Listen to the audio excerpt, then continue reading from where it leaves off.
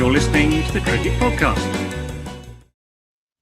Hello, everyone, and welcome to the Cricket Podcast. We are here to talk about the first semi-final of the 2026 T20 World Cup. Finn Allen, or maybe we should say fantastic. I've got nowhere to go from that. That's all I've got. I just wanted to get fantastic in. He was good. New Zealand, they beat South Africa and claimed that first spot. I'm Jack Hope. I'm joined by Max Brown. How are you doing, Max?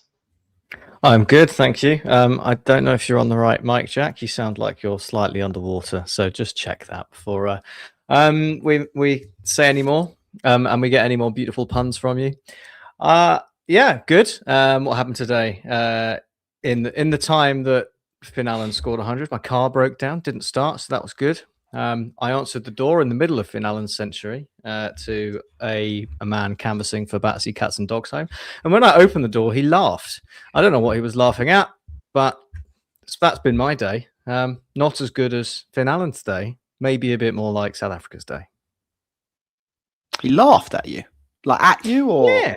Well, I don't know. I don't know. Maybe it was just like maybe he saw the look on my face as I'd noticed he was wearing one of those charity things. Oh, right. And I probably saw my facial expression turn to no, please go away.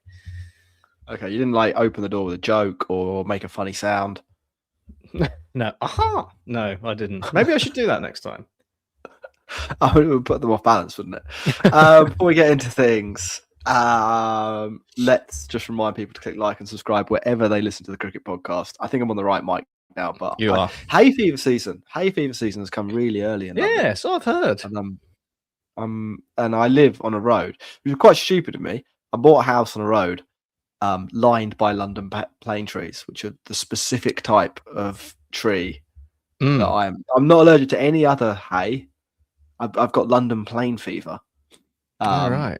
See, I'm a silver birch boy. That's what gets me. Birch trees. Yeah. The cricket, Max. What happened? Well, the semi-final, South Africa versus New Zealand. South Africa suddenly launched into the realm of favourites. They got the tag. They're unbeaten in this tournament. They dispatched India in the Super 8s. Everyone was expecting them to march on into the final, and they faced New Zealand at Eden Gardens. New Zealand putting South Africa in, and things didn't get off to a very good start for South Africa, despite a Jimmy Neesham over going for a few runs in the power play. Everything else that Mitchell Santner touched turns to gold. 1 over from Cole McConkey took 2 wickets to leave South Africa reeling. They threatened a bit of a comeback before Aiden Markram was caught by Daryl Mitchell. Maybe slightly controversially, maybe not. I don't know. DeWalt Brevis, again, threatened to try and put a bit of impetus into South Africa's innings, but again, an innings and a bowling change took the wicket. Jimmy Neesham coming back. Santner bringing Jimmy Neesham back. He gets a wicket, and South Africa start crumbling. And it was only the long levers of Marco Jansen that got South Africa up to anything resembling a competitive T20 score. They finished on 169 for 8. And then it was centre stage for Fantastic Allen. Tim Seifert, he faced 33 balls, Jack, and he scored 58 runs. Finn Allen, he faced 33 balls, Jack, and he scored 100 runs. It is the fastest T20 World Cup, 100 ever. It's not quite the fastest T20 International 100 ever, because Turkey played Cyprus or Bulgaria in a game at one point, and that happened. But it is the joint fastest 100 in a game that actually, I think, counts. 150 bonus points if you can tell me who he shares the 33 ball 100 T20 international record with. But suffice to say, it was an unbelievable effort from the man. He tore limb from limb the South African bowling attack, vaunted as perhaps the best attack in the competition, ripped to shreds. New Zealand didn't look back, marching on into the final with 7 overs to spare. If net run rate carried over to the final, they'd have won it already. It was that one-sided. And congratulations to the Kiwis. Yeah, they were really good. That's T20 though, man. Like, you know, the South Africa are probably a better team than New Zealand. But everything New Zealand did went well. Matt Henry, he had time between the last game and this one I think he maybe missed one match. Fly home, have a baby, then come back. Yes. His first cricket he played as a new dad. I think it's his second child. So I don't know if are you still a new dad? A new dad of 2 children instead of 1 children. A refreshed dad. A refreshed dad.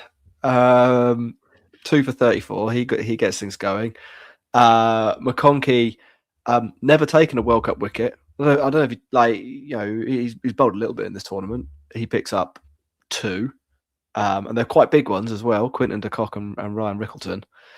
And then despite Marco Jansen batting pretty well, it didn't really feel like enough. I don't think. Once you saw, sometimes the team. I didn't think it was that badly not enough though.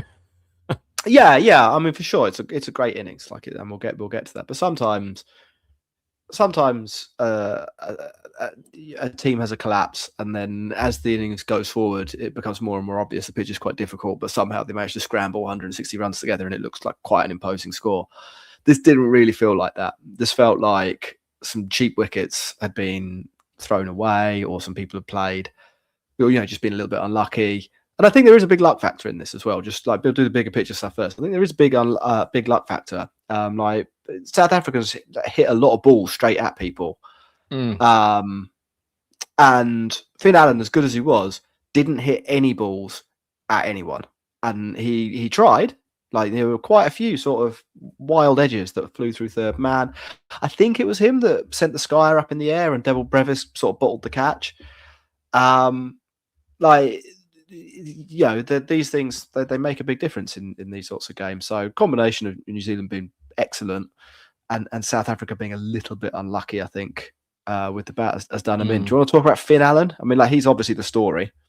Yeah, I mean, but before we get to that, I'd say to counter that, South Africa, I mean, they got away with a couple as well. New Zealand shelled a few in the field, so even then they found the fielders and then didn't make them pay for the mistakes. But yeah, Finn Allen did make South African pay, and it's the kind of innings that we always suspected he had in his locker. Dan Weston, big fan of Finn Allen.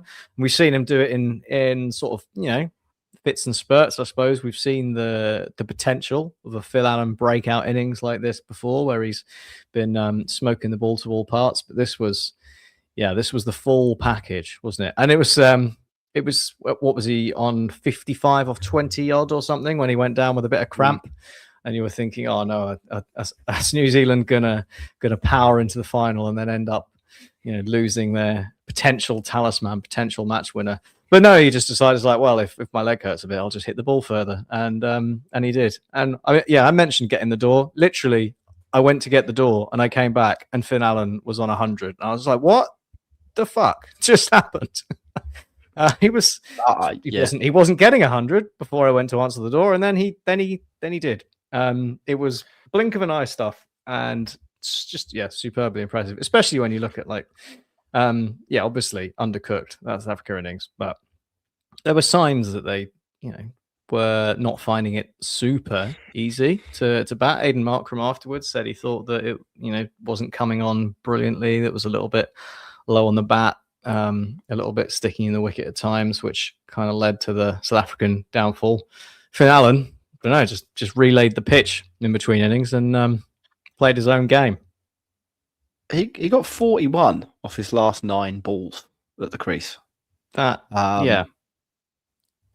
That's pretty good. When he started that sort of tear of destruction, the Kiwis were on 131. So what did I say? He got 41. Yeah, he basically got all of the runs.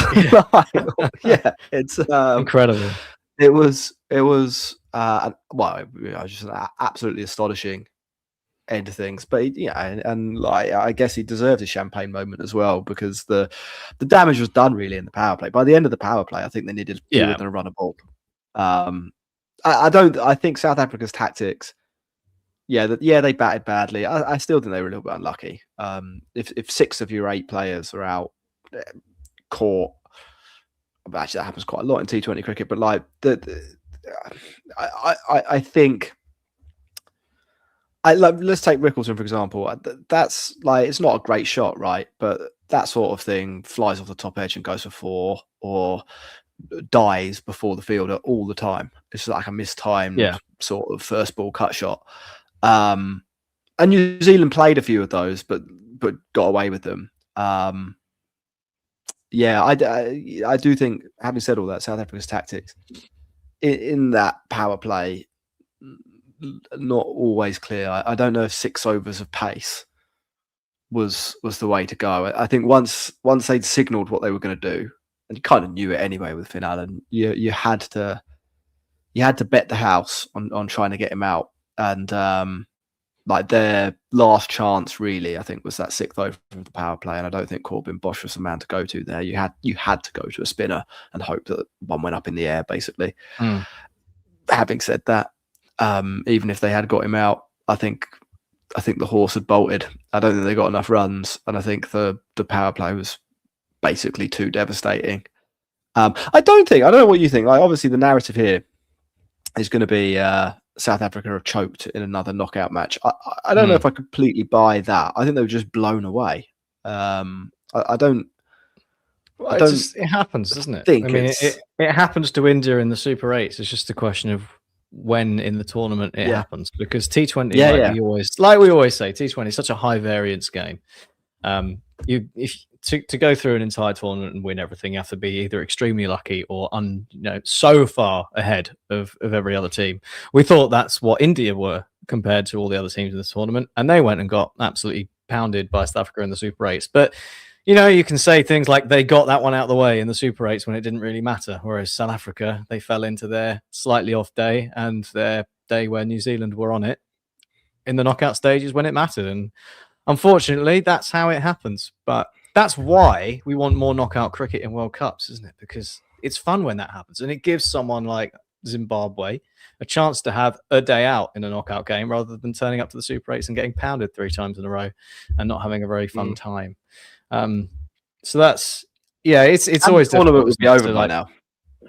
Yeah, and that like I've quite enjoyed this World Cup, but too much.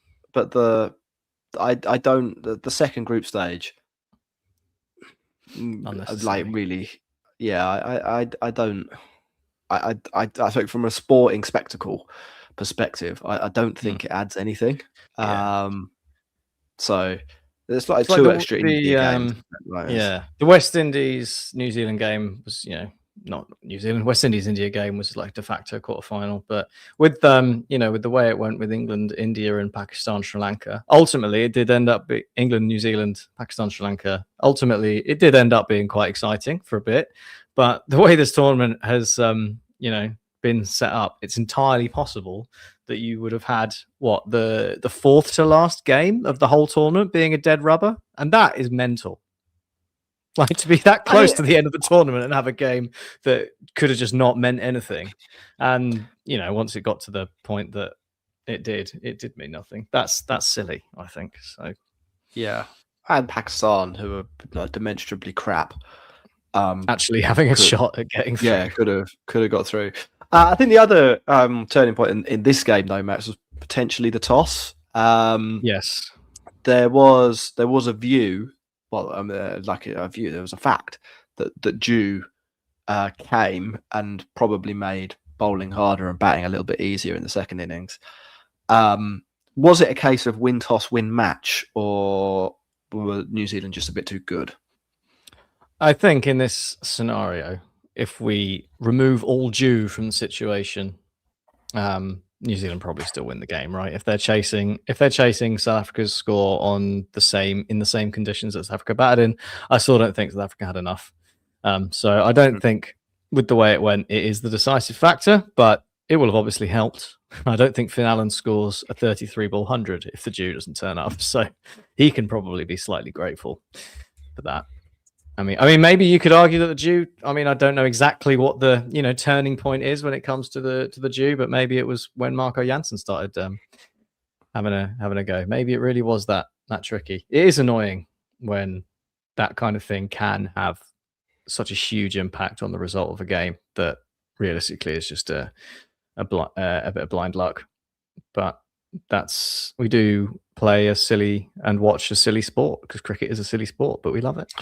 But yeah, I don't think that was the reason today. Had it been closer, Okay. maybe. Another reason then was Aidan Markram out or not? To be fair, from the replays I saw, I thought his fingers were under the ball, but I didn't see there was a side on one, wasn't there, which sounded like it suggested that maybe there was a bit of ball on grass, but I thought it looked out from what I saw. What did you think? I thought it was out. Yeah. I didn't think it was majorly controversial, to be honest. I thought that he had fairly obviously got his hand under the ball, and it wasn't one of those ones that bounce up. Like those ones, I think are always easier to get kind of an angle on as well, because the ball is kind of coming down from a higher height. Some of those, when it's really hard to pick up, in my opinion, are flat catches, often at slip, where the ball is coming almost like it's sort of not lose quite the fingers in the grass. parallel to the ground, but it's much more parallel to the ground. I thought that it was out, and I thought they basically came to the right decision. So, like, not the most exciting point of view. Like, there's nothing to rant about, unfortunately. Max, anything else from this match that you wanted to mention? I think it's all Finn Allen, isn't it? It's all about him. So I think we've said what we need to on that one. Yeah, I agree. Looking forward to tomorrow. We did talk about this on Sunday. Is there anything we should be prepared for in the second semi-final? England taking on India, of course. Well, plenty. I'm sure we can be looking at whether Harry Brook. Well, whether Harry Brook does anything. I was going to say whether Jos Buttler can find a bit of form. It's at the Wankhede. He has a good record recently at the Wankhede. I think he's like 3 scores of around 90 odd in the IPL in recent times. So that will be important for England if he can get going, because he has been absolutely diabolical. Even, I think we can be honest about that. We can love Jos Buttler, and you can say it's insane, you can't drop him, he is Jos Buttler, but he has been diabolically bad, and England need that not to be the case. But yeah, big. It's going to be a big battle between England's ability to just keep a lid on the runs. I feel like it's the kind of game with England's. It's not a makeshift bowling attack, but like it's they'd have to do a lot of bits and pieces stuff at a ground like the Wankhede, with the familiarity that so many of the India players have there. Whether India are you saying take the game away from England? Are you saying, Max, that you don't agree with Michael Vaughan when he says that England spinners are better than India's? I am categorically saying that I do not agree with Michael Vaughan when he says that India's spinners are not as good as England's. That is one of the most insane takes I have ever seen anyone make. And that includes the clip that we saw in the Discord the other day of Stuart McGill on with Menners blowing his top. What is the man smoking? Like, who? What? Michael Vaughan, or well, I mean, we know what McGill's on, but I mean Vaughan, like what's he on about? There isn't. Adil Rashid, you can compare him to maybe he's better than Washington. Adil Rashid is better than Washington Sundar. That's a fact. But in Indian conditions as well. Like, Adil Rashid's an excellent spinner. He deserves comparison, but in Indian conditions as well, not just like on the face of it. It's such a ridiculous thing to say. Yeah, I think that's the strange thing. To be honest, I mean, like in a world 11, you could fairly say that Adil Rashid is a better spinner than any of the Indian players. In a game at the Wankhede, I don't think that is the case, and there's such a massive conditions element to cricket, and Michael Vaughan should know that. And I think, bigger point, this is one of the reasons England are not favourites tomorrow.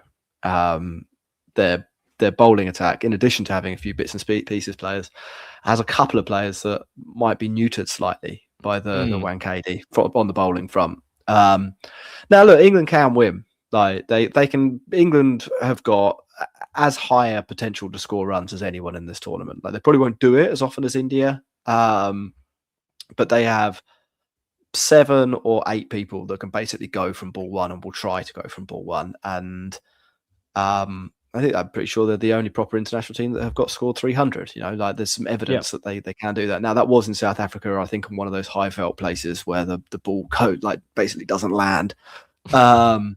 But like it's in the locker. Nobody else has done that, right? So England can win by out hitting India, but I think that's quite a difficult thing to do. They can also win because of freakish circumstances. Like India aren't. Phil Salt could do a Finn Allen. India haven't been immune to batting collapses themselves, and maybe it'll be Jamie Overton's day. Who knows? Like it's weird things happen in cricket. But like the evidence suggests that it's probably going to be India's day. But we thought that about South Africa and New Zealand, and look where we are now, Max. So well, indeed, strange things can happen in cricket. Cool. I think that's pretty much it for the pod. Just a quick one because there's only one game to talk about. We'll wrap up there, and shall be back tomorrow to talk about the second semi-final. Goodbye. Goodbye.